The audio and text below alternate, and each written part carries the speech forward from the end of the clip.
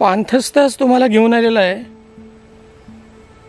अत्यंत महत्त्वाच्या लेणीवर, म्हणजे कोकण किनारपट्टीवरील ज्या अनेक लेण्या कोरलेल्या आहेत व्यापारी मार्गावरच्या, त्यांच्याचपैकी एक म्हणजे कुडा लेणी.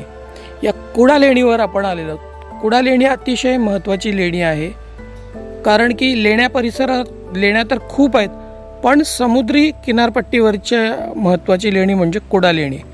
या कुडा लेणीमध्ये वैशिष्ट्यपूर्ण शिल्पकला आहे, वैशिष्ट्यपूर्ण शिलालेख आहेत आणि एकूणच 26 लेणी समूहांचा हा समूह आहे. 2 भागात त्याचा समूह हा म्हणजे विखुरलेला आहे. इथला परिसर अतिशय शांत आहे, परिसर अतिशय निसर्गपूर्ण आहे. तुम्ही जर पाहिलं तर खूप छान निसर्ग आहे, तुम्ही पाहू शकता. साधारण महत्त्वाचा जो मार्ग आहे, रस्ता आहे आजचा, त्याच्या तिकडून 1 किलोमीटर आतमध्ये हा लेणी समूह आहे. तर आज आपण पाणथस्तच्या माध्यमातून कुडा लेणी समजून घेणार आहोत. तर 26 लेणी समूह आहे.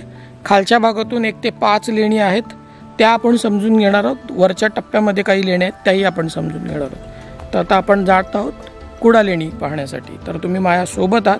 मी कुडा लेणीच्या प्रांगणात आहे. 1 किलोमीटरचा प्रवास करून आतमध्ये आलेलो आहे. वातावरण थोडं उमस आहे वातावरणामध्ये.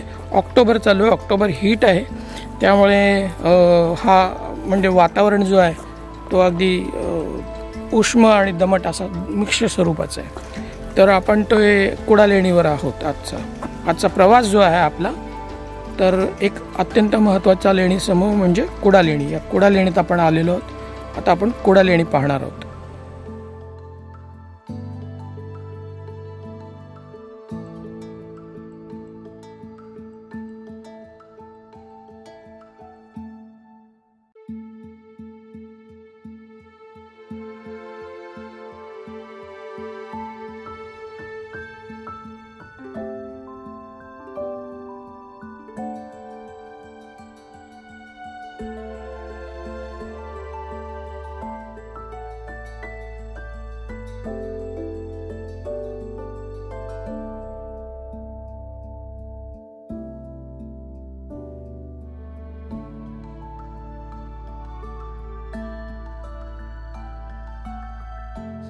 संपूर्ण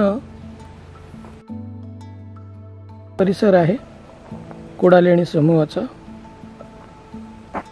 निर्मनुष्य आहे, शांत आहे एकदम, कोणी नाही इकडे. सिक्युरिटीला बघूया आपण आहे का. तर पुरातत्व खात्याने इथे फलक लावलेला आहे. ही महत्त्वाची लेणी आहे, आपण त्याची पण माहिती घेणार आहोत. तर हे इथे आपण जर नीट निरखून पाहिलं तर इथे म्हटलेलं आहे की कुडा बौद्ध लेणी म्हणून असं त्याचा उल्लेख आहे. आणि याच्यात लिहिलं आहे, कोकण किनारपट्टीवरील कोरल्या गेलेल्या अनेक शैलगृहान लेणींपैकीची समूहातील कुडा लेणी समूह एक महत्त्वाचा लेणी समूह आहे. ठीक आहे. पाण्याची टाकी आहेत. लेणी क्रमांक 15 ते खालील स्तरावर आहेत. उर्वरित लेणी 12 उंचावर आहेत. ठीक आहे. तर महत्त्वाचा 6 क्रमांकाचा जो चैत्यगृह आहे तो महत्त्वाचा आहे, तो आपण पाहणार आहोत. इथली शिल्पकला समजून घेणार आहोत. भिंतीवर शिल्प आहेत, कमलपुष्प आहे, बुद्धमूर्ती आहे, नाग आहेत, असं सगळं त्यांनी थोडक्यात पुरातत्व खात्याने आपल्याला त्यांनी हे माहिती पुरवलेली आहे. ठीक आहे. जर तुम्ही इकडे कधी येणार असतील, पर्यटक इकडे येणार असतील, तर आपल्याला सोबत आपला म्हणजे खाऊ आणि पाणी जे काय आहे ते सोबत आणणं गरजेचं आहे, कारण इकडे काही उपलब्ध नाही आहे, आपल्याला काही मिळत नाही. ठीक आहे. हा संपूर्ण लेणीचा परिसर आहे. ही अशी लेणी समूह आहे. तर आपण लेणी क्रमांक 1 पासून आपणहून सुरुवात करूया, बघूया काय काय आहे.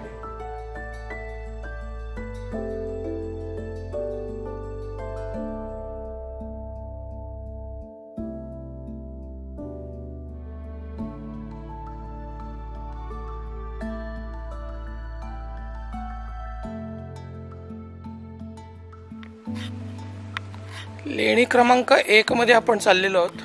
पाहूया लेणी क्रमांक 1 मध्ये काय काय आपल्याला सापडतं. ठीक आहे.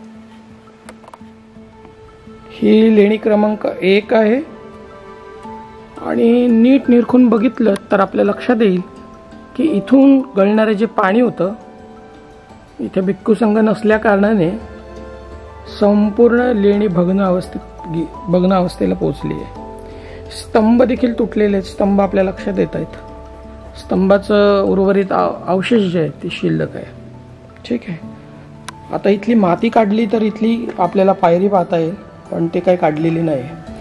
ओसरीमध्ये आल्यानंतर आपल्याला ही ओसरी आहे, अत्यंत काटकोनात काम केलेलं आहे हे आपल्याला सहजच दिसून येते। इथे वटवाघळांची विष्ठेचा वास येतोय खूप। महाभोजीय सडगेरीय विजयाय उतस्य महाभोजस्य मंदवस्य खंदपालितस्य लेखकस्य सुलसदत्तस्य उत्तर दत्तपुत्रस्य च शिवभूती सह भययाय ननंदाय देयधम्म। म्हणजेच महाभोजिया विजया हिचा पुत्र महाभोज मांदव संगद पालित याचा लेखक सुलसदत्त आणि उत्तरदत्ता यांचा पुत्र शिवभूती याची पत्नी नंदा हिच्यासह दिलेली ही देणगी आहे। इथे खोली आहे, शून्यागार म्हणू, खोली म्हणू। दरवाजेचे खोबण्या दिसत आहेत, लाकडी दरवाजा होता। आसन पेडिका दिसते आपल्याला, आसन पेडिका आहे ही एक छोटस आपण म्हणू हिला खोली आहे, शून्यागार आहे। ही पाहून झाल्यानंतर तासलेल्या भिंतीच्या इथून आपण प्रवेश करत प्रशस्त दरवाजाच्या आतून त्याला प्रवेश दिलेला आहे। काय आहे ते आता आपण बघूया। तर आत्ता नव्याने पुरातत्व खात्याने सगळे दरवाजे लावलेले आहेत। हा विहार नसून हा अत्यंत महत्त्वाचं ठिकाण म्हणजे बौद्ध धम्म अनुयायांसाठीचं अत्यंत पवित्र स्थान, म्हणजे याला आपण चैत्यगृह असं संबोधित करतो। वेगळ्या प्रकारचं चैत्यगृह आहे। आता आपण चैत्यगृहात प्रवेश करत आहोत। ठीक आहे, हा आहे एक पहिल्या क्रमांकाचा चैत्यगृह। तर प्रशस्त हॉल आहे हा, आणि 2 स्तंभ होते जे आता त्याच्यापैकीचा एक भग्न अवस्थेत आहे, आणि हा भग्न अवस्थेतील आपल्याला स्तंभ जो आहे तो दिसतोय सुरुवातीच्या काळातला आहे। हे कसं आपल्याला लक्षात येतं तर अष्टकोनी स्तंभ आहेत, ऑक्टँगल स्तंभ आहेत हे दिसून येतं आपल्याला। आणि पुन्हा इथे भदंतांना आदरणीय भदंत जे होते, जे 4 दिशेतून येत होते, त्यांची हे बसण्यासाठी आराम करण्यासाठीची जागा आहे। आणि हा अत्यंत सुबक असा स्तूप आपण पाहू शकतो। इथे तो स्तूप दिसतोय। स्तूप अतिशय छान आहे। खाली जर बघितलं अधिष्ठान आहे, मेदी आहे, वेदिका पट्टीचं अंकन नाही आहे, पण इथे ओके हंड आहे, मस्त हरमिकेची पेटी दिसते, वर छताला लागलेलं आहे। पण इथे छत्रावलीचं नसणं हे अजब आहे। इथे छत्रावली नाही, छताला टेकलेलं आहे, प्रशस्त आहे, हे महत्त्वाचं स्थापत्य आहे। सम्यक संबुद्धांना स्तूपातून पूजण्याची पद्धत होती बौद्धांमध्ये। तर हा जो स्तूप आहे तो बुद्ध प्रतीक म्हणून पूजलं जात होतं, म्हणजे स्थविरवादाची ही अत्यंत महत्त्वाची लेणी आहे। आता आपण स्थविरवादाच्या लेणीतून ही असं संपूर्ण लेणी आहे। आता आपण पुढच्या लेणीत जाणार आहोत। हा अत्यंत महत्त्वाचा चैत्यगृह आहे। चैत्यतून आपण पुढच्या लेणीत जाणार। 1 क्रमांकाच्या चैत्यगृहातून निघाल्यानंतर भग्न स्थितीतल्या पायऱ्यांच्या वरून आत चढत आपण आणखीन एका लेणीच्या प्रांगणात येतो. इथली जी प्रशस्त खिडकी होती ती मात्र आज भग्न झालेली आहे. या भग्न अवस्थेतील लेणीच्या आपण प्रांगणात प्रवेश करणार आहोत. ओसरीत येऊन थांबतो आपण. ओसरी छान सुबक आहे. इथून आसन पेडिका दिसते आपल्याला. त्यानंतर आतमध्ये पुन्हा ही एक छोटीशी खोली आहे बदंतांची. ही ती खोली आहे. ठीक आहे, फार काही नाही आहे याच्यात.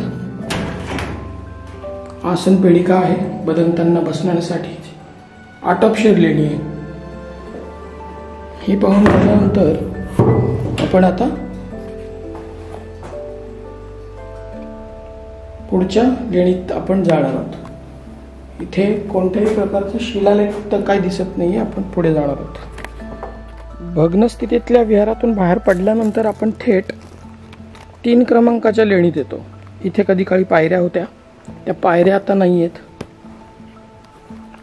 इकडची शिल्प सर्व भग्न झालेली आहेत. विशेष म्हणजे आपण उजव्या बाजूला पाहिलं तर एक अत्यंत सुबक असा प्रतिकात्मक स्तूप इथे अस्तित्व आहे त्याचं.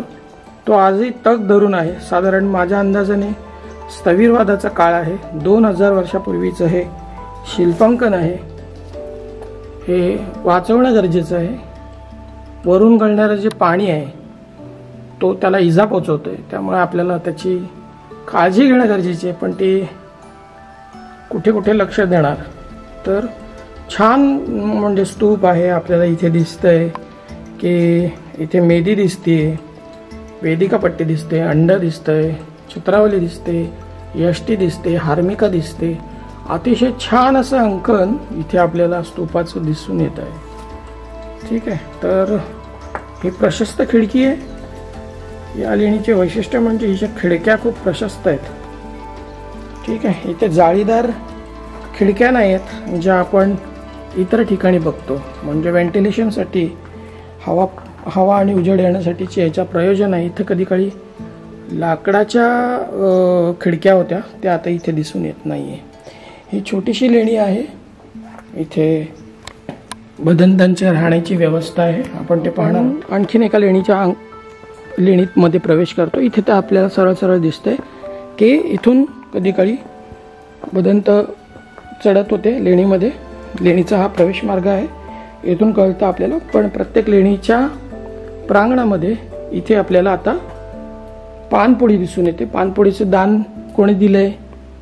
इथे बरेचसे व्यापारी आणि व्यापारीच होते. तसे अनेक इथे आपल्याला माहिती आहे की सामान्य राजे, त्यांच्या घराण्यातले लोक, या सर्वच लोकांनी दान दिलेले होते.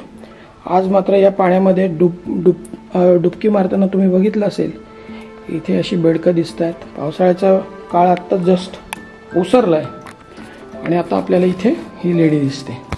लेणी काय म्हणते आता आपण समजून घेऊया. हा ओसरीचा भाग आहे. इथे ही ओसरी आहे पूर्ण. हा ओसरीचा भाग का तुटलाय? वरचं छत गळून पडलेलं आहे. कारण की वर जे पाणी झिरपतंय या लेणीला नुकसान करतंय, तर ते वाहून न जाता इथे हे झिरपून तुटलेलं आहे. तर हा संपूर्ण ओसरीचा भाग होता.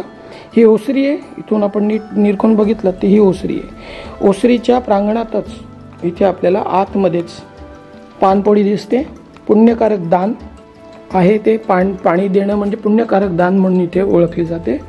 इथे छानपैकी तासलेल्या भिंती आहेत. इथे बसण्यासाठीचं आसन पेडिका मात्र दिसत नाही. आता आपण इकडे आतमध्ये प्रवेश करताना हा दगडाचा भाग दिसतोय. हा कदाचित नंतरच्या काळातला असणार आहे, कारण असा ओसरीमध्ये असा खड्डा खोदला जात नाही. तर इथे एक महत्त्वपूर्ण शिलालेख आपल्याला दिसतोय. आता आपण लेणीमध्ये जेव्हा आतमध्ये येतो तर इथे एक महत्त्वपूर्ण हा लेणी आहे. हिचं दान कार्य कोणी केलेलं आहे? ज्याची दान पारमिता होती त्यांनी ते दान दिलेले आहे. तर आपण हा शिलालेख जो आहे तो शिलालेख आपण वाचूया. शिलालेख पुढील प्रमाणे आहे. सिद्ध थेराण भदत्त पा, पुढे अक्षर गळलेलं आहे. तेमित्तान भदंत, आगेमित्ता मधला अक्षर गळलेला आहे. च भागेणीय पाव इति काय नागनिकाय दूतय पाव इति काय पदुमं निकाय देय धम्मं लेण पोडी च सहा अतिवासिनीय बोधीय सहच अतिवासिनीय असालमित्ताय। म्हणजेच भदंत पातेमित्तानं व भदंत आगेमित्तानं यांच्या बहिणीची मुलगी भिक्खुणी नागनिकाय ह्यांची मुलगी पदुमानिका हिची तिची शिष्या बोधी व तिची शिष्या असालमित्ता यांच्यासह दिलेली लेण व कुंडाची म्हणजे पानपोळीची देणगी। तर शिलालेखाचं वाचन करून झाल्यानंतर आपण जेव्हा पुढे येतो तेव्हा आपल्या लक्षात येतं की ही एक खोली आहे, इथे छोटीशी लेणीमध्ये प्रवेश करण्यासाठीचा हा बसण्याचा हा भाग आहे। त्याच्यानंतर आतमध्ये खोली आहे जी आज पुरातत्व खात्याने बंद करून ठेवलेली आहे। याच्यामध्ये दोन म्हणजे आतमध्ये खोली आहे ती आपल्याला दिसते डाव्या बाजूला आहे आणि आसन पेडिका दिसते इथे आपल्याला ते दिसून येतं। छत तासीव आहे, त्याच्यामध्ये प्रवेश करण्यासाठीचा जो प्रवेश मार्ग होता तो मात्र एका बाजूने आहे, इथे आपण बघू शकतो हे दिसतंय आपल्याला। तर ही मोठी हिचा परिसर आहे, या लेणीचं प्रांगण खूप मोठं आहे, ओसरीचा भाग खूप मोठा आहे, पण आतमधली जी खोली आहे कोठी आहे तर ती खूप छोटी आहे। आणि मग आता आपण पुढच्या लेणीत जेव्हा जाऊ तर इथून उतरून आपल्याला जायचं, इथे कदाचित पायरी होती व्यवस्थित पण ती झिजून गेलेली आहे। तर आपण पुढची लेणी ही अशी वर थोडीशी चढावी लागते आणि मग आपल्याला प्रवेश करता येतात। तर आपण आता वर चढणार आहोत। याचा प्रवेश मुख्य प्रवेश तिकडून होता कारण की इथल्या पायऱ्या दिसून येत आहेत, पण पायऱ्या इथे नसणार आहेत, पायऱ्याचा बाजूचा भाग आहे, पायऱ्या इथे होत्या। त्या पायऱ्या कशा होत्या आता मी तुम्हाला ते समजावून सांगतो। आपण थोडं इकडून जाऊया, इकडचा रस्ता बघू कसा आहे ते। हे बघा, तर पायऱ्या तिकडे का नव्हत्या आणि इकडे आहेत ह्याचे पुरावे मी तुम्हाला सांगतो की आता तुमच्या लक्षात येत असेल की ह्या त्या पायऱ्या आहेत, हा एक टप्पा आहे, हा एक टप्पा आहे आणि जो चढाईचा मार्ग होता तो इथे होता, हा पूर्ण तो परिसर आहे। इथे त्या पायऱ्या होत्या, पार तिथपर्यंत असतील, पुढेपर्यंत असतील, पण आज मात्र तो सगळं भग्न झालेला आहे, तुटलेला आहे, झिजलेला आहे, झीज होऊन त्याचं नुकसान झालं आहे। ह्या त्या पायऱ्या तुम्हाला प्रत्येक दगड हा त्याची साक्ष पुरवतो लेण्यांच्यामध्ये काय आहे, लेणी काय आहे, कशी होती ह्याचे पुरावे तुम्हाला इथे सापडतात। त्यासाठी प्रत्येक लेणीचा कोपरा आपण अभ्यासणं गरजेचं आहे। जे म्हणतात आपल्याला प्रत्येक कोपरा आणि कोपरा, माझं म्हणणं तर हे आहे की प्रत्येक लेणी आपली व्यथा मांडत असते। तर इथे यावरून आपल्याला पूर्ण कल्पना येते की इथे कधी काळी पायऱ्या होत्या, याचे पुरावे इथे भग्न असलेल्या लेण्यांच्या मधले प्रवेशाला जाण्याआधी त्याच्या साक्ष पुरवतात त्या या लेण्यांचा की इथून भदंतांना, आदरणीय भदंतांची पावलं कधी इथून या भागातून वर आलेली असणार आहेत। चारी दिशेला चारिका करणाऱ्या सम्यक संबुद्धांचं सम्यक मार्ग सांगणारा जो भदंत वर्ग होता, जो संपूर्ण जगभर फिरायचा, देशभर फिरायचा, महाराष्ट्रभर फिरायचा, भटकंती करून गावोगावी फिरत होते, ते देशोदेशी वाड्यांवरती जाऊन भदंत आपल्या शास्त्राचं तत्वज्ञान सांगत होते। तर त्यांची कधी पावलं या वाटेवरून गेलेली असणार। आज मात्र हे पूर्ण भग्न झालेलं आहे। तर हा तो मार्ग आहे, या मार्गावरून भदंतांनी आतमध्ये प्रवेश केलेला असणार आहे। आता आपण आतमध्ये जाणार आहोत। थकलेले भदंत जे आहे, जे महाथेरो झाले असतील, वयाने वयस्कर असतील, वयस्कर भदंतांना बसण्यासाठी प्रांगणात एक व्यवस्था केलेली आहे, तो आपण इथे पाहू शकतो। आणि आज मात्र ह्या लेण्यांचा वरचा जो फसाडाचा भाग आहे तो पडून गळून गेलेला आहे, कारण की आपल्याला आजही दिसते की इथे पाणी गळतंय। हा पुढे कुठेतरी असणार आहे, अजून बराचसा भाग आपल्या लक्षात नाही येते, तो तुटलेला असणार आहे। तर आता आपण भग्न झालेल्या लेणींच्या मधून आतमध्ये प्रवेश करणार आहोत। तर ही अशी प्रशस्त लेणी आहे, तुम्ही बघत असाल तर इथे वेदिका पट्टी आहे मस्त छान. हे लाकडात जे काम होतं त्यालाच त्यांनी दगडामध्ये परावर्तित केलेलं आहे हे आपल्याला सगळ्यांना समजतं कळतं. साचेमध्ये असं वेदिका पट्टींचं कुंपण आहे. तर इथे देखील आपण पाहतात बदंतांना इथे बसण्यासाठीची व्यवस्था आहे. 4 इंचाचा हा नेहमी त्याचं काम असतं. ही प्रशस्त अशी ओसरी आहे, इकडून इकडे ही ओसरी आहे. या ओसरीत आपण आदरणीय भदंत कधी या जागेतून बसलेले असणार आहेत. आदरणीय भदंत कधी लांबून म्हणजे भिक्षाटन करून आले की ते इथे कधी बसत असणार आहेत, कधी चिंतन मनन करण्यासाठी ह्या जागेचा वापर करणार असणार आहेत. ती ही जागा आहे. आदरणीय भिक्खू संघाने कधी ही वापरलेली होती. ही 2000 वर्षापूर्वीचं साक्ष देतात. प्रशस्त प्रांगणात ओसरीत येण्याआधी 2 स्तंभ आहेत जे अष्टकोनी स्तंभ आहेत. त्यातून आत प्रवेश केल्यानंतर दोन्ही बाजूला आपल्याला हे अशा प्रकारच्या बसण्यासाठीची व्यवस्था केलेली आपल्याला पाहायला मिळते. ही ती बसण्याची व्यवस्था आहे. आपण ते पाहू शकतो की इथे ते कधी आदरणीय भदंत इथे बसत असतील, चिंतन मनन करत असणार आहेत. ते ही ती जागा आहे. आणि ह्या प्रशस्त ओसरीच्या मधून आपण आता आतमध्ये प्रवेश करत आहोत. आत काय आहे ते आपण बघणार आहोत. हा अत्यंत महत्त्वाचा हा हॉल आहे. तर इथे स्थविरवादाप्रमाणे हा आपण हॉल असेंब्लिंग हॉल जसा आपला असतो तसाच असेंब्लिंग हॉल आहे.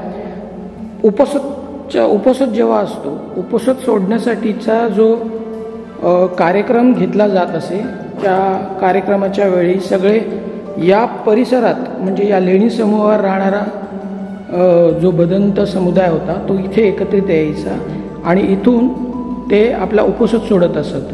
तर ही अत्यंत महत्त्वाची वास्तू आहे जिथे कधी सगळेच भदंत मग इथे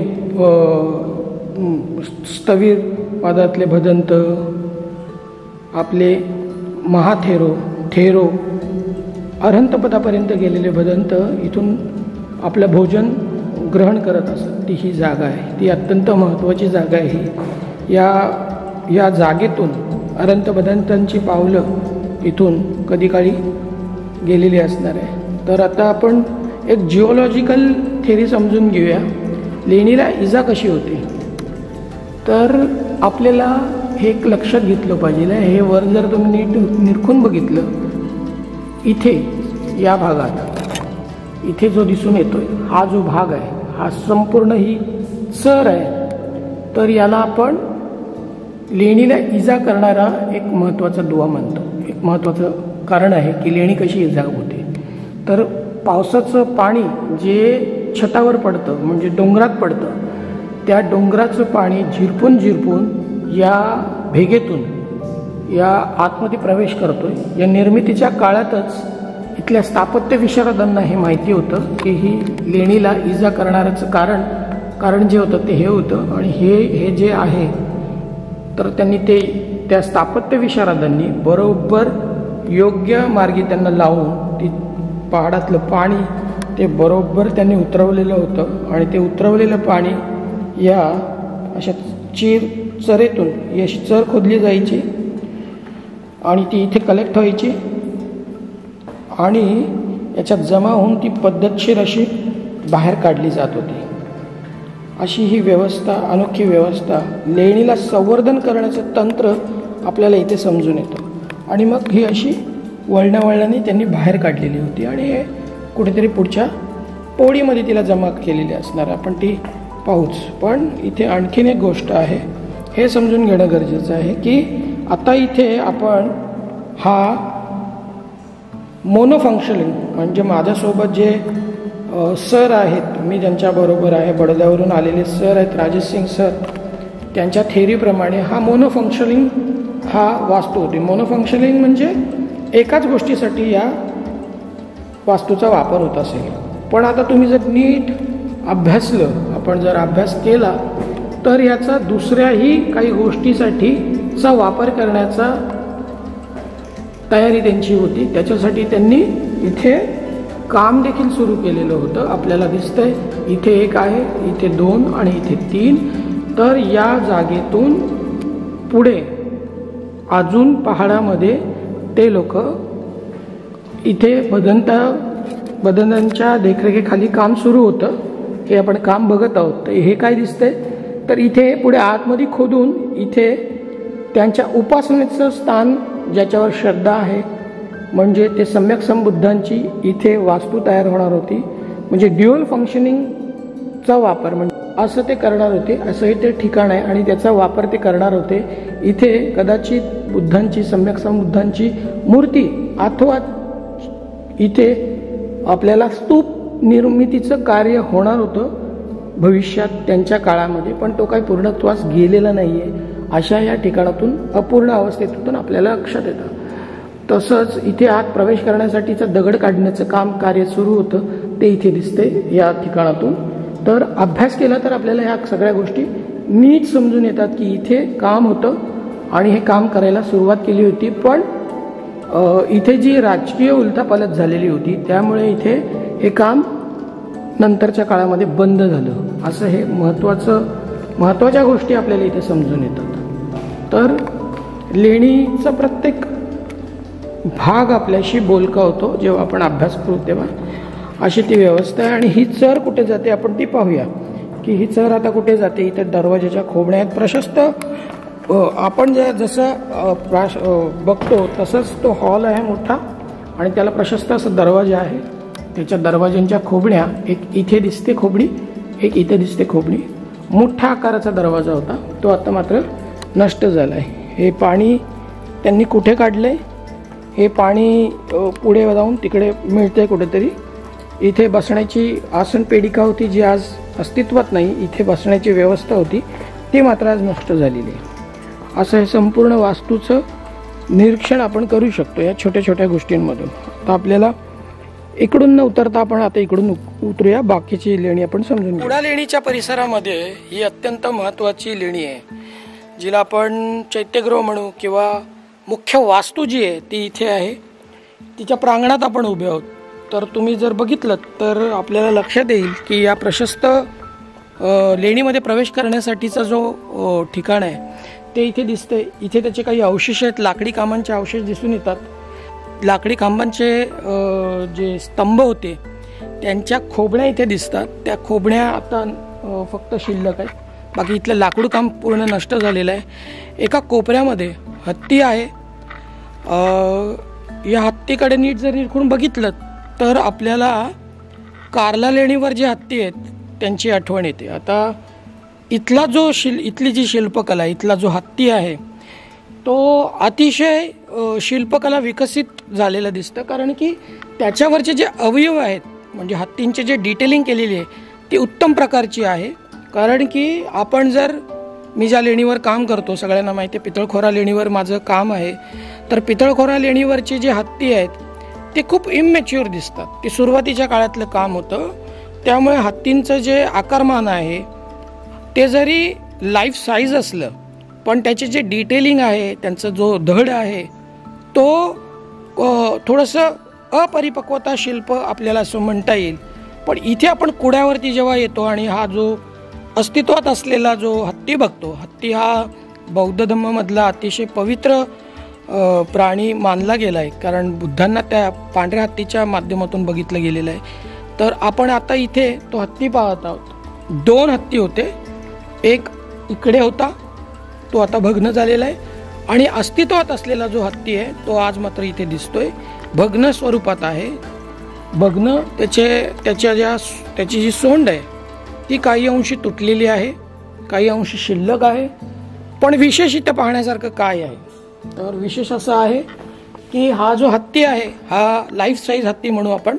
तो लाईफ साईज हत्ती जो आहे त्याच्या सुळ्यामध्ये आपण जर नीट निरखून पाहिलं तर सुळा आहे. हा दिसतोय तो सुळा आहे. या सुळ्यामध्ये दगडी सुळा त्यांनी निर्माण केलेला आहे. तर कार्ला लेणीवर आपण जेव्हा जातो तेव्हा कार्ला लेणीवर हत्तीच्या सुळ्यांमध्ये त्या काळी वास्तवातील हस्तिदंत किंवा लाकडी सुळे असे बसवण्यात आलेले होते. अशा त्याच्या पोकळीवरून लक्षात येतं. पण इथे मात्र तसं नाही आहे. इथे मात्र पूर्णपणे आपल्याला हत्तीच्या सोंडेमध्ये सोंडेच्या बाजूला सुळा दिसतोय, पण तो तुटलेल्या अवस्थेत आहे. आणि इथे काही शिल्पकला दिसते. तर शिल्पकला आपण समजून घ्या. हत्ती संपूर्ण लाईफ साईज आहे. लाईफ साईज दिसतो आपल्याला तो पूर्ण. तुम्ही नीट निरखून बघितलं तर मी तुम्हाला समोरून दाखवतो. आता म्हणजे मला शूट करून तुम्हाला दाखवतोय. तो आता फक्त हत्ती दाखवतो. हत्ती पाहत आहोत. तो हत्ती संपूर्ण लाईफ साईज हत्ती आहे. म्हणजे ॲक्च्युअल जीवनातला जो हत्ती आहे तेवढ्याच आकाराचा, तेवढ्याच आकारमानाचा त्यांनी हत्ती तयार केलेला आहे. त्याचा एक सुळा आणि एक कान मात्र आज शिल्लक आहे. जवळपास म्हणजे अनेक शतकं उलटून गेलेली आहेत, तरी हा हत्ती आजही तुमच्या स्वागतासाठी इथे उभा आहे. इथला एक हत्ती शिल्लक आहे आणि इथला मात्र भग्न झालेला आहे. तो हत्ती आता अस्तित्वात नाही आहे.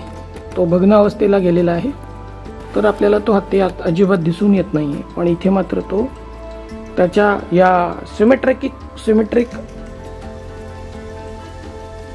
आकृतीमुळे आपल्याला लक्षात येतं की दुसरा बाजूचा हत्ती कसा होता. त्याच्या कपाळावरच्या ठेवणावरून शिल्पकाराला अतिशय उन्नत त्याची शिल्पकला होती हे दिसून येतं.